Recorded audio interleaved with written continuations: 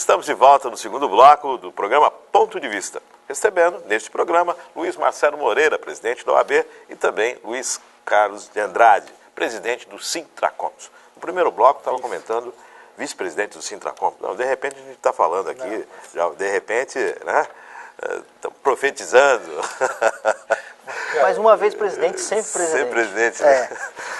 Mas, Luiz, em relação a essa questão da indústria da ação trabalhista, que muitos empresários alegam, olha, o pessoal de Cubatão, vamos colocar no popular, vai lá e põe no pau, põe na justiça.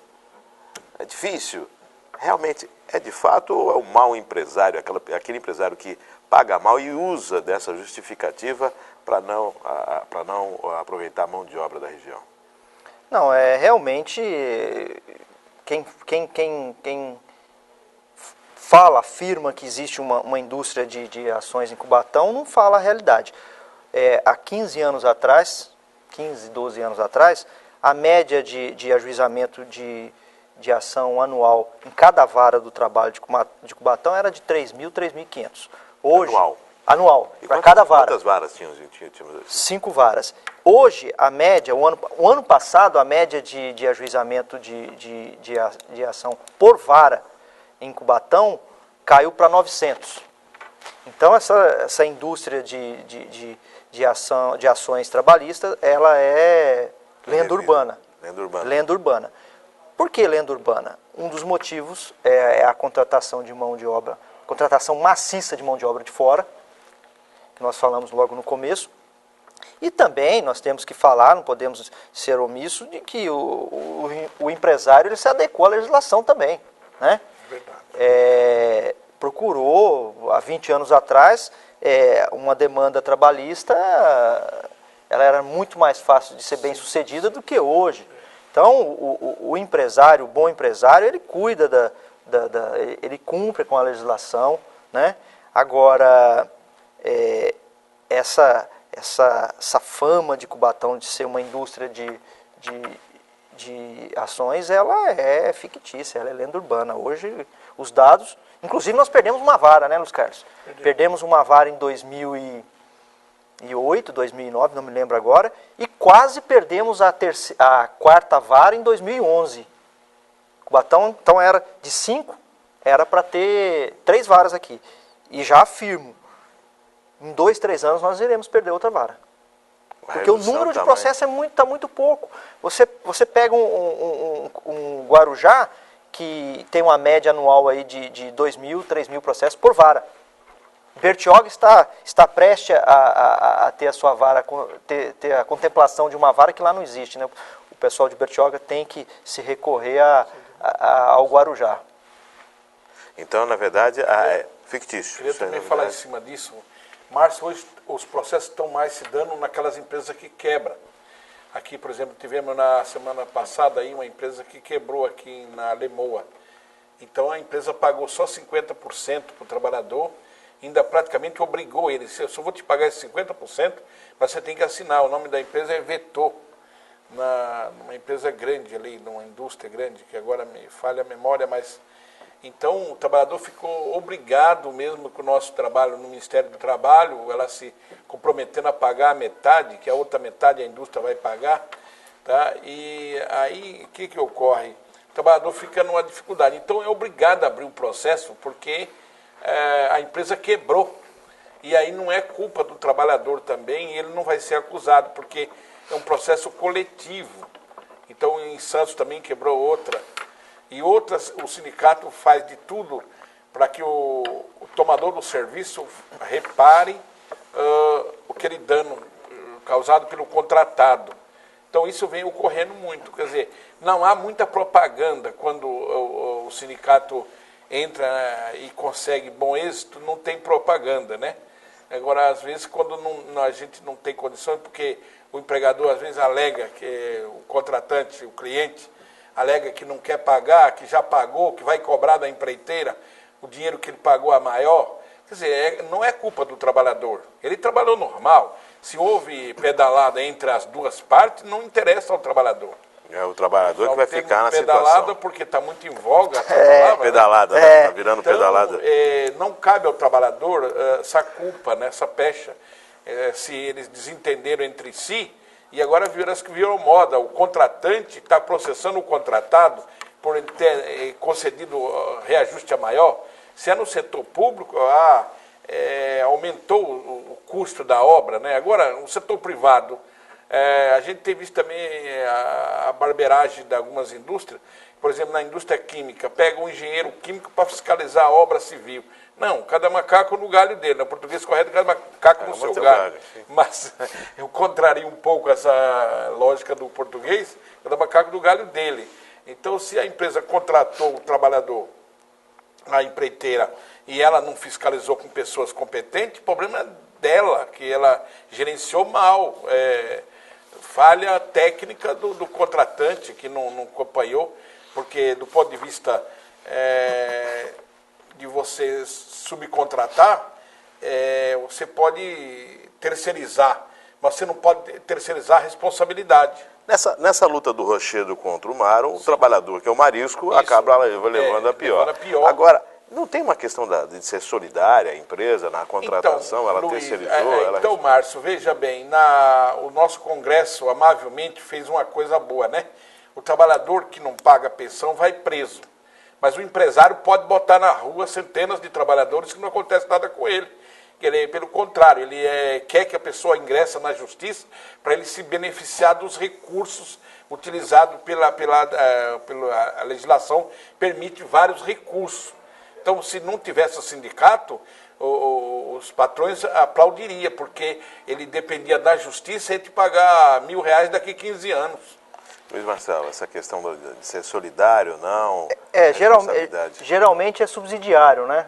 Geralmente a responsabilidade é subsidiária, né? Primeiro você tem que esgotar, quando a empresa, determinada empresa, a principal, a qual o trabalhador está vinculado, tem seu contrato de trabalho, nós chamamos de devedora principal.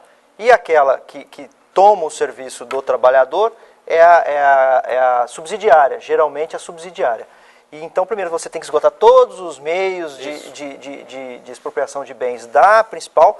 Somente após o esgotamento de todos os meios que você endereça a execução à responsabilidade subsidiária. Como eu estava falando, essa questão de responsabilidade subsidiária, solidária, ela tem, e hoje está efervescendo, com relação à terceirização. Mas aí nós temos um programa específico para tratar. Até conversei com o Luiz Carlos também, mas o que eu queria...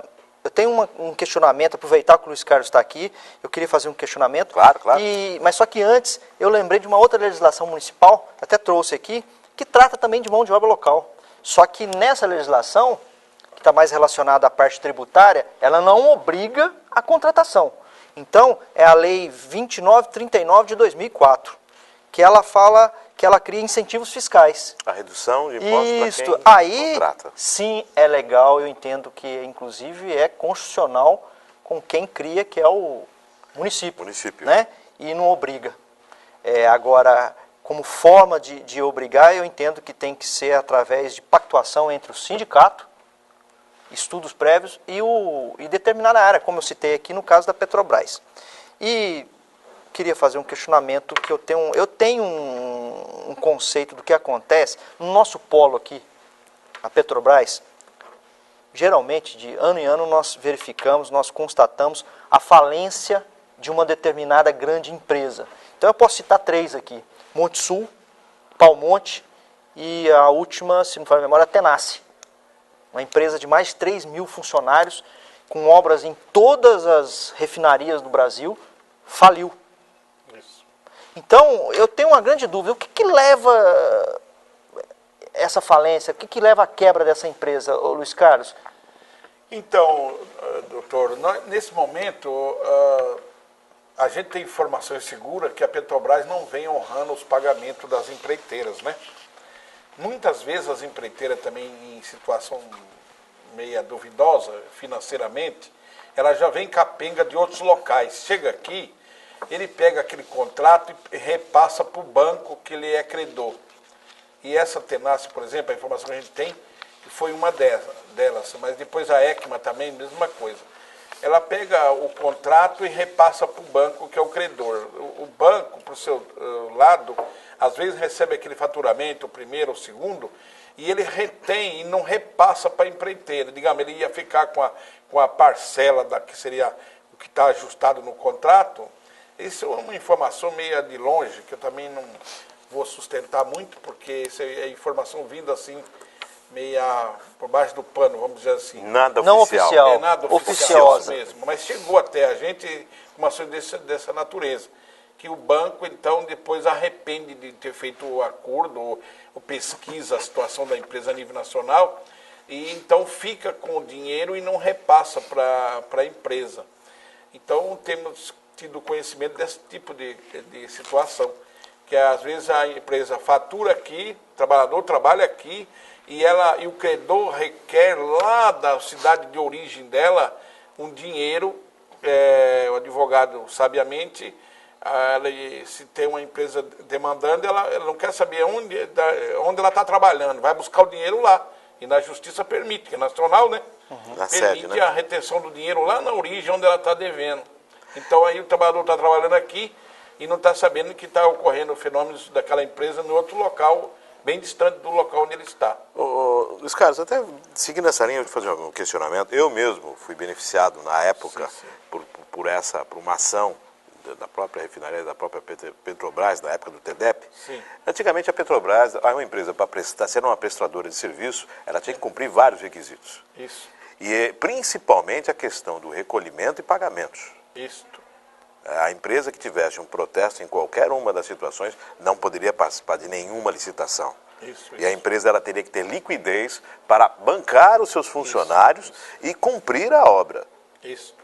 Salvo isso não feito, a Petrobras não mais participaria de licitações da Petrobras. Eu falo isso porque na época nós passamos por uma situação em que uma empresa havia contratado o serviço e ela não cumpriu, foi feito o protesto devido, encaminhado para a Petrobras uma carta, se não me engano, na época, o senhor Antônio Curral, que era o superintendente. Sim. Posterior a isto, esta empresa, anos depois, tentou entrar na licitação, mas a Petrobras exigiu a quitação do débito. Perfeito.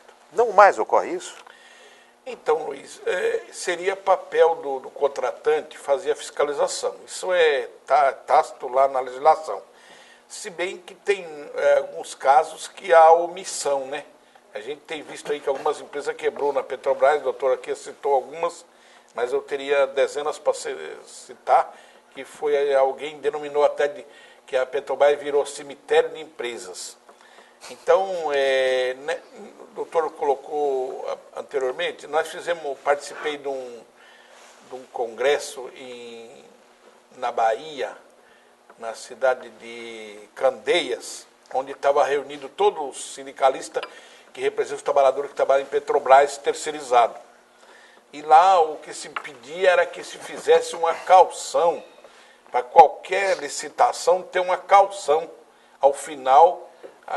Se a empresa não desse certo o final do cabo do contrato, aquele dinheiro, 5%, 10% do que fosse empenhado, seria retido.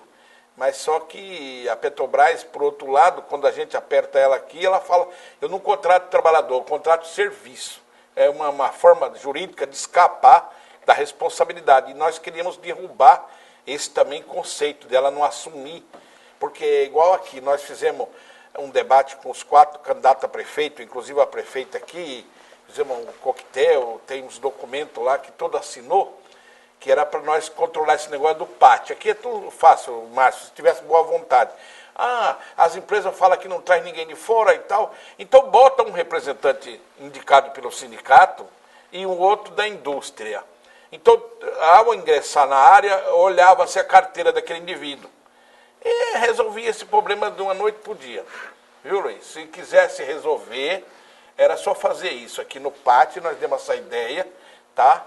Ou então você contratar uma empresa privada para fazer esse serviço desse filtro. Uma empresa privada, eu acho que seria melhor, porque não tem esse negócio de apadrinhado de vereador A, de vereador B, porque também todo mundo sabe que a direção do pátio sempre tem um padrinho que indica lá o presidente da...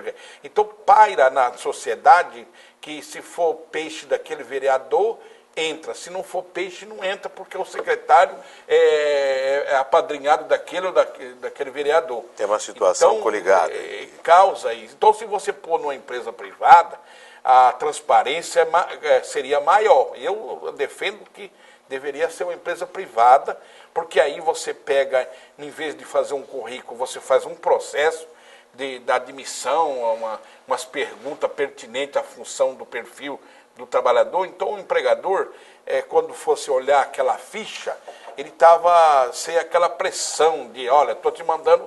Não, ele olha lá, 10 fichas para uma função. Então, pelo histórico e a capacidade de responder as perguntas dentro da função que ele está pleiteando, ele é tranquilo. Nós do sindicato usamos desse expediente. Vamos contratar um funcionário, não é parente do Luiz, não é parente do Márcio. Então, ele tem 10 fichas lá, ele olha um e contrata pela competência do funcionário, não por indicação de terceiro. Pela competência funcionária. A competência do que ele traz no teste que ele foi submetido lá. Pela qualificação. Você vê a religião, se o cara é habilitado, se fuma, se não fuma, e por aí afora, né? Mora com o pai, não mora com a mãe, ou seja, tem quantos filhos, coisa natural do ser humano. Então, o empregador, quando vai admitir, ele está vendo que ali tem uma família, ele é onde ele vive, se ele mora. Ele tem um raio-x da situação ali uma maneira que trabalhador. Esse processo o PAT não faz, é uma questão subjetiva, ou seja, mais profunda a coisa, porque também não dá para o empregador, ele quer contratar uma pessoa que vai executar a função dele. Por exemplo, o trabalhador, se ele tem um problema com a empresa, ele não deve fazer uma chacrinha com 2 ou 3 para ir chegar na direção da empresa. Ele vai sozinho e ele pergunta para o seu superior, ou se na ausência do superior não dá uma resposta cabal, ele vem ao sindicato, o sindicato faz o papel para ele lá, faz o papel à direção da empresa. Esse é o processo que deve estar com a maior transparência do mundo, sem nenhum medo, sem nada. Mas eu acho que o profissionalismo tem que falar alto aí, Luiz, que o empregador também não é obrigado a pegar qualquer tipo de gente, ele tem que pegar alguém que vai somar na empresa dele. A pessoa vai trazer capacidade para aumentar a capacidade da empresa, ele busca essa figura no mercado. Qualidade da mão de obra. Nós vamos a um rápido intervalo e voltamos já com Ponto de Vista, Luiz Marcelo Moreira e Luiz Carlos de Andrade, aqui na sua TV Câmara.